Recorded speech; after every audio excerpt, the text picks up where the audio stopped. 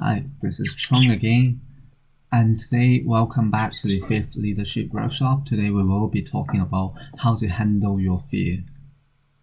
And this is a kind of different topic from the first 4 workshop. From the first 4 we talk about how to set goals, how to develop our mind, attracting success, and how to lead people. But today we are going to talk more about the challenge we will face and the fears that we will face, because it's a part of life when we are trying to achieve our goals. And I want to ask you, we have talked a lot about how to run towards our goals, how to set goals, how to develop ourselves. But if you are doing all the things that we teach you in workshop 1 to 4, will you be successful? No, not yet. The answer is life has its own winters and springs, and life will knock you down even when you are slowly running towards your goals. So that's why we have to have some techniques in terms of handle our fear when we face some challenge or fears that is holding us back. I just wanted to further ask you this. You know, life has its winters and springs, you know it. There is challenge, but should you be afraid because winters are coming? Because will be challenges? I think the answer is no. And I'll explain it more later. But first of all, I want you to think about, what is your fear? What are you afraid of? What is holding you back from doing what you would like to do? For me, it's presentation. When I was young, I was afraid to do presentation in front of a public. And I felt I couldn't speak English. I felt I could not present. I was an introvert. So that was holding me back for a long time. And thinking back, now I've done good presentation, I've touched people, and I was a bit regret, because if I was not having my fear, I might have made a lot more impact than what I could have been. And so just to really saying this, just to let you know that fear, they kill dreams. They can kill your hope, and they can hold you back from doing something you know which is possible. And a lot of people, they don't kind of handle their fear because they avoid risk. We are all risk takers, we are all risk averse. We don't want to take risks, which is understandable. But think about this, it's all risky. The minute you are born is risky, investing is risky, getting married is risky, having a children is risky. And I'll tell you, the most risky part of your life is you can't get out of life alive. So life is risky. And if you think about what do you want to do in life, don't ask for security, ask for adventure. Don't ask for less risk, ask for you to become better. So this is the essence of how to handle fear. And following, I'll kind of share a few techniques in terms of how to really handle your fears. I hope that will be helpful when you face some challenge in your future. Maybe you have just lost your family members. Maybe you are facing a career choice. Maybe you hate the job you are doing now. Maybe you're stuck, but you don't know what to do. And I have been to that situation, and I know exactly how it felt. But sometimes you just need some techniques in order to get you unstuck. The first thing is to hit it right on. If there is a fear and you run, and if you run now, you will always be running. See, if you start running from one thing, you will start running from everything. Because you know you can always run, you can always procrastinate. So the first major technique is, when you have fear, just hit it right on.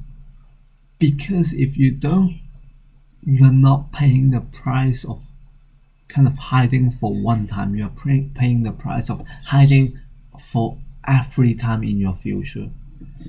And anything that's worth doing is worth doing badly until it gets right. My first time doing presentation was so bad in my college, and I could not speak good English. I could not articulate my idea, and people could not even hear what I was saying. And I remember feeling so embarrassed, feeling I wasn't the material. But I still did that, and I was proud. Because after a few years, when I did some presentation again, after that, people would come and say, "Wow, what a fantastic presentation. You said the right thing. I like you." If I wasn't willing to try for the first time, I would not be able to have this kind of good presentation skills right now. So if you have something, if it's bad, just do it now. Because anything that's worth doing is worth doing badly until it gets right. And the second principle is really to learn to be patient. Even if you hit something right on, even when I was doing my presentation for the first time, it wasn't good and nothing works for the first time, so be prepared. You are going to get shitty results, but just be patient because every master was once a disaster. I bet you when you look at the people you admire, I don't know who you like, who you admire, but when they first came out, they wasn't the people, the person you are seeing now. So you can do it. You are born to win. And you don't have to be great to get started, but you just have to get started to be great. This is what all the people are doing. And for me, I was short. I was not good at running, but when I was young, I wanna really, we have sports day, I wanna win a medal. I want to be proud. I want other people to see that I was achieving something. So I try to practice running.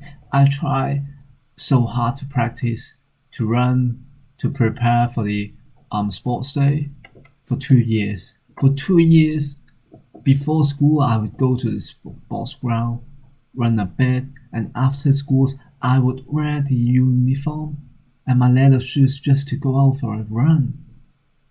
I kept doing that for 2 years, and after 2 years, I broke the school record, which was there for 10 years. So if you try to practice, you will improve because you have the ability to learn things and to improve. Because you come to this world for some purpose, for a reason. You don't come here for nothing, my friend. The third thing I really want you to think about is to put it into perspective. Learn how to handle the season. The winter always comes, yes, but so is the spring.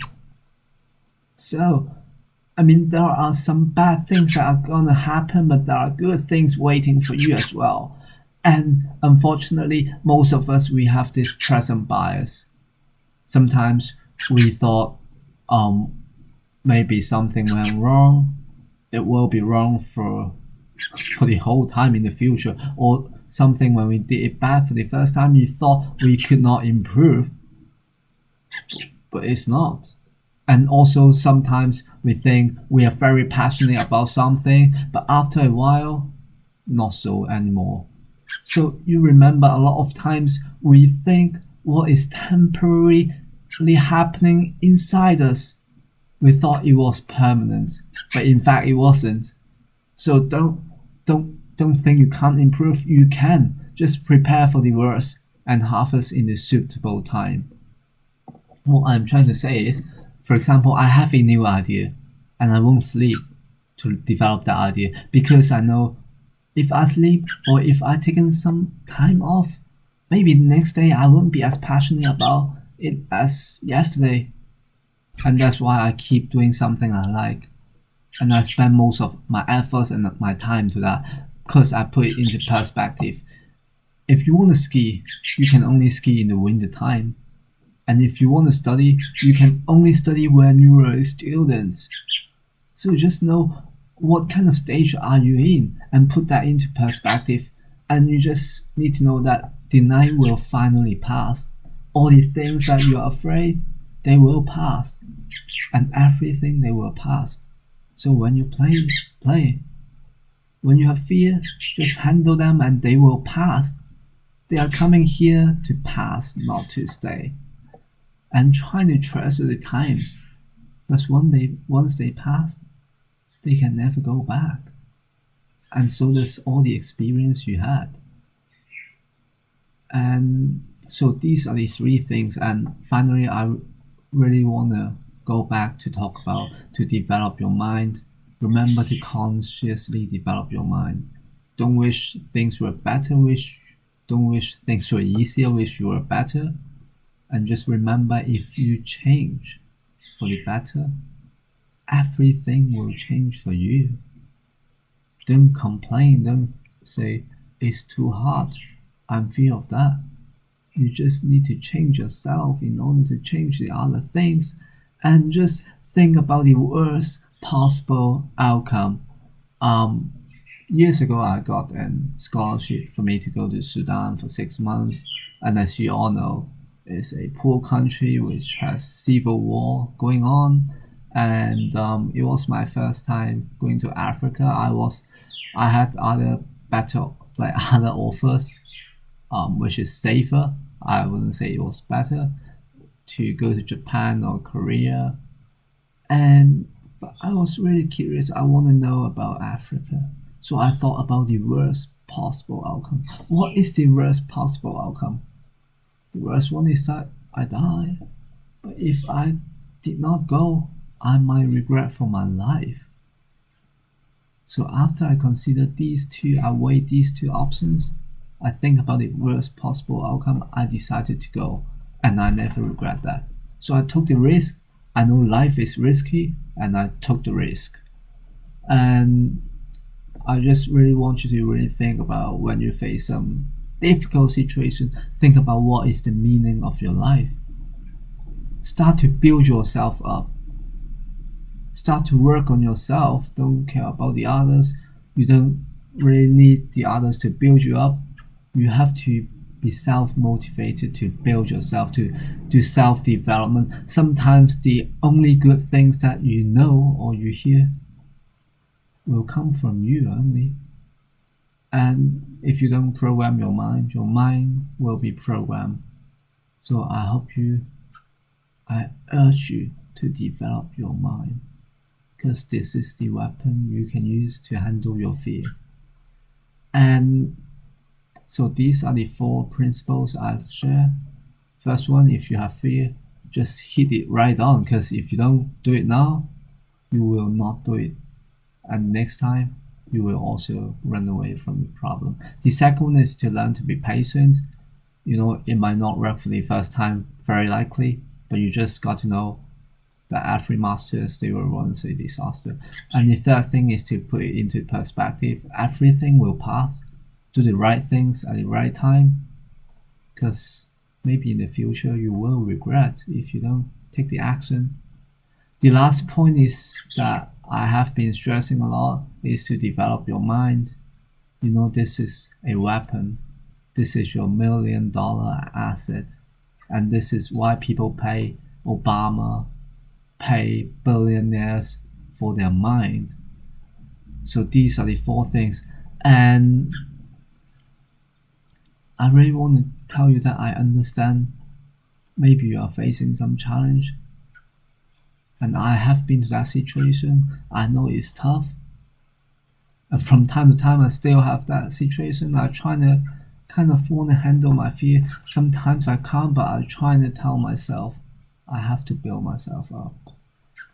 And the last thing is I want you to think about what is your worries last week? What do you fear about for the last week? And when was the last time you stopped because of fear?